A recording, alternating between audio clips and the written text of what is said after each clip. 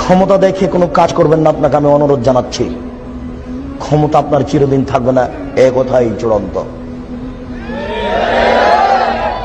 ফেরাউন ক্ষমতা পেয়েছিল 400 বছর, তারপর নিরুপায় হয়ে দুনিয়া থেকে ছেড়ে দুনিয়া চলে গেছে। শোনেন, ক্ষমতা দেখাবেন না।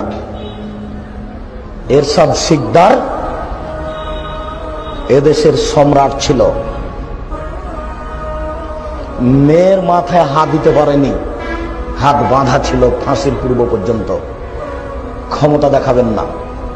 দাম্ভিক প্রেসিডেন্ট সাদ্দাম রাতে রাতে দেশ দখল করেছিলেন।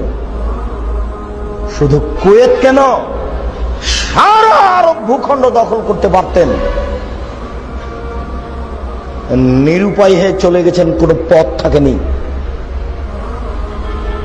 40 বছরের নেতা কর্নেল গাদ্দাফি ড্রেনে পড়ে চলে গেছে, দুনিয়া থেকে টিকতে পারেনি। অতএব 1 সেকেন্ডের জন্য ক্ষমতা দেখাবেন না।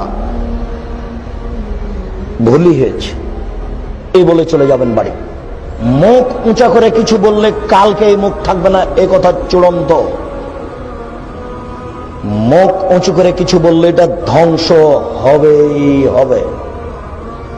মুহূর্তের মধ্যে হতে পারে, দেরিতে হতে পারে।